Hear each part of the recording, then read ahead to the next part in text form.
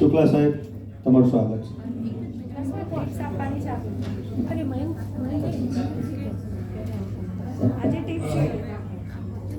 પ્રથમ તો મારો પરિચય આપી દઉં કે હું મારું નામ તો બોલી ગયા, પણ હું 2001ની સાલથી હેમચંદ્રાચાર્ય નોર્થ ગુજરાત યુનિવર્સિટી પાટણ ખાતે એસ્ટ્રોલોજીકલ ડિપાર્ટમેન્ટમાં માનદ પ્રાધ્યાપક તરીકે સેવા આપું છું, જે અત્યારે પણ સેવા મારી ચાલુ છે. એમાં ખાસ મારો સ્પેશિયલ સબ્જેક્ટ છે હસ્તરેખા શાસ્ત્ર. હું કુંડલી પણ જાણું છું, હસ્તરેખા શાસ્ત્ર મારો સ્પેશિયલ સબ્જેક્ટ છે. અને એની અંદર લગભગ 2001ના સાલથી સર્વદમનભાઈ જોશી, શૈલેષભાઈ મહેતા, જગદીશભાઈ ઠાકર, આ કલ્પેશભાઈ, એ બધા જે તે સમયે મારા વિદ્યાર્થી રહી ચૂક્યા છે. મેં એમને સ્ટડી કરાવેલો છે જ્યોતિષ બાબતમાં એસ્ટ્રોલોજીકલ ડિપાર્ટમેન્ટમાં. અને જે આજે હું સેવા આપી રહ્યો છું, અને આજે મને જે મોકો આપ્યો છે હસ્તરેખામાં, જો કે 20 મિનિટમાં બોલવું બહુ કઠિન કામ છે, એટલે આજે આપણે એક થોડા આયુષ્ય રેખા વિશે આપણે ચર્ચા કરીશું. ધુરંધર વ્યક્તિઓ તો જતી રહી છે, જો એ હોત તો થોડી મજા આવે, એમના સામે બોલવાની કંઈક ઓર મજા આવે. હવે તમારી આયુષ્ય રેખા, હેન્ડ યોર બુક, કે તમારો હાથ તમારી પાસે જ છે. હવે એમાં એક છે કે हाथों की चंद लकीरों में ये खेल है सब तकदीरों का. तो सामे एमा एक भाई बोले कि सेब ये खेल नहीं तकदीरों का है, सेब ये खेल है तकदीरों का. तो जिनके हाथ नहीं होते उनसे बड़ी तकदीर खराब कौन सी है? जिनके हाथ ही नहीं होते उनका उसकी दशा कितनी खराब होती है. जो हाथ होना है, आपके हाथ में अगर आयुष्य रेखा अच्छी है, आयुष्य रेखा, आप सब ज्योतिष के ज्ञाता हो, आप थोड़े हस्तरेखा के बारे में थोड़ा ज्ञान होगा मेरे ख्याल से.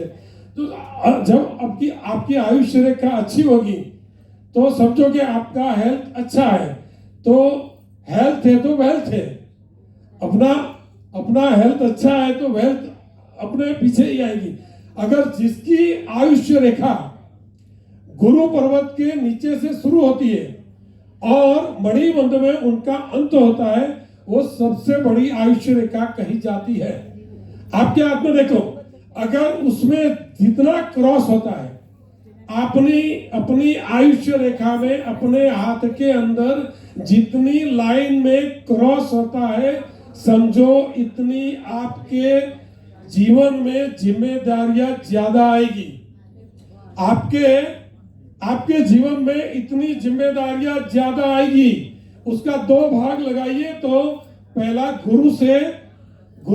गुरु पर्वत के नीचे से आयुष्य रेखा शुरू होती है और उनका अंत होता है मणिबंध या तो शुक्र पर्वत के नीचे. उनका 2 भाग बांटिए. उसमें जो क्रॉस लाइन आती है वो आपकी जिम्मेदारी है. जितनी लाइनें ज्यादा होगी क्रॉस में, उतनी आपकी जिम्मेदारियां, समाज की जिम्मेदारियां ज्यादा आएगी. और उसमें जो यव का चिन्ह आएगा, यव यानी जब जैसे गौ जैसा आता है चिन्ह, उसे यव बोलते हैं. अगर जो आपके दोनों हाथों की आयुष्य रेखा देखी जाए तो उसमें यव का चिन्ह आता है, तो उसमें आपके जीवन में बड़ी बीमारी का संकेत निश्चित है. तो समझो कि अभी अपने शरीर में जो मोनिका बहन ने बोला कि कफ पित्त वायु 3 प्रकृति है, जिससे ज्यादा जो प्रकृति ज्यादा बढ़ जाती है उनसे अपना रोग समझो शुरू हो जाता है. तो पहले तो अपना खान पान जो रखते हैं, जब भी लोग, जो मोनिका बहन ने अगले बोला कि रात को 12 बजे खाने का, अगर भूख भी नहीं है तो भी खाना डालते जाओ तो आपकी आयुष्य रेखा जरूर बिगड़ेगी. और आयुष्य रेखा बदलती रहती है. समझो आपके पूरे जीवन के अंदर आयुष्य रेखा एक दारी नहीं होती, वो बदलती रहती है. जैसा आप जीवन जीते हो वैसे आपके आयुष्य रेखा में चेंज आता रहता है. और वहां यव बनता है, क्रॉस बनता है. वो क्रॉस बनता है जहां जो मंगल का 3 भाग है, गुरु के पर्वत और शुक्र के पर्वत के बीच का भाग, जिसे हम मंगल बोलते हैं. अगर उसकी खराबी है तो समझो कि आपके पेट की बीमारी ज्यादा रहेगी. आपके शरीर के अंदर गर्मी ज्यादा रहेगी और उसको दूर करने के लिए आपको उपाय है। मैं समझता हूं कि ज्योतिष के पास दर्द है तो दवा है। हमारा काम तो दवा ढूंढना है। अपने पास कोई जो जातक आता है, मैं जातक का शब्द प्रयोग करूंगा, स्त्री हो, पुरुष हो, बालक हो या अन्य जाति हो, तो उसको हमें ज्योतिषाचार्य को जातक बोलना चाहिए। वो जातक आपके पास आएगा और बोलेगा कि मेरे को यह तकलीफ है, और वो तकलीफ आपको उनकी दूर करने की, आपकी जो उनको तकलीफ दूर करने की आपकी फर्ज बनती है।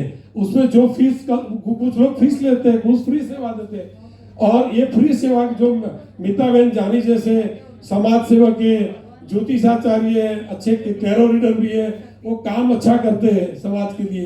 तो उसके लिए वो खान पान में ध्यान रखना चाहिए। जितना आप खान पान में ध्यान रखोगे उतना आपको फायदा होगा। जिनका डायबिटीज ज्यादा बढ़ता है तो उनका समझना कि कफ प्रकृति ज्यादा है, उनके शरीर में कफ प्रकृति ज्यादा है, तो उनको मिठाई कम खानी चाहिए। मिठाई से क्या है, कफ प्रकृति बढ़ती है। और मिठाई कम खाओ, उसका मापदंड निश्चित करो। और थोड़ी तो मिठाई को ज्यादा कैलोरी होती है तो उनको पाचन करने के लिए एक्सरसाइज करनी पड़ती है। और जो डायबिटीज वाले पर्सन होते हैं उनको ज्यादा एक्सरसाइज करके उनको ज्यादा कैलोरी उनको जलानी पड़ती है। तो आप ऐसी खुराक लो, ऐसी फूड लो कि आपको ज्यादा कैलोरी जलाने की जरूरत नहीं पड़े। अगर पित्त, गुजराती में तो कहावत है, जो बधी जाए पित्त तो खसी जाए चित्त। अगर आपके शरीर में पित्त ज्यादा होगा तो आपका दिमाग आपके कंट्रोल में नहीं रहेगा, यानी मंगल का प्रभाव बढ़ गया समझो। मंगल आपका नेगेटिव है तो पित्त ज्यादा बढ़ेगा। तो उनको कम करने के लिए प्रवाल पिष्टी, गुलकंद, ठंडा पदार्थ खाइए, अच्छा रहता है। तो ये हस्तरेखा में आयुष्य रेखा का जो प्रभाव है, हमारा आयुष्य रेखा दोनों हाथ में देखनी चाहिए। एक हाथ में आयुष्य रेखा कटी हुई है, एक हाथ में आयुष्य रेखा पूर्ण है, तो समझो कि उनका जीवन अच्छा रहेगा। अगर एक आयुष्य रेखा देख के हम बोल दे जातक को कि भी तुम्हारा आयुष्य अच्छा नहीं है, और मेरा वैसे तो ये पीरियड जितना भी चलता रहेगा, लेकिन मेरी समय की मर्यादा है तो मेरा वक्तव्य यहाँ पूर्ण करता हूँ। कभी भी मौका मिलेगा तो बात करूंगा। मेरे को मौका दिया मीता बहन जानी ने, बहुत बहुत उनका मैं धन्यवाद प्रकट करता हूँ। और आगे भी ऐसा कार्यक्रम चलता रहे, ऐसी मेरी शुभकामनाएं। थैंक यू रमेश भाई, इनका हमेशा मुझे सपोर्ट रहता है, ये और मिलन काका। कभी भी मैं कुछ भी करूं पहले मैं, वैसा इनका सपोर्ट है। अच्छा, अभी we are taking a short tea break here. सब लोग चाय लेके 10 मिनट मैक्सिमम वापस आइए, और तब तक मैं एच.एस. रावत और अनिल वत्स जी को भी बुला लेती हूँ। Thank you. 10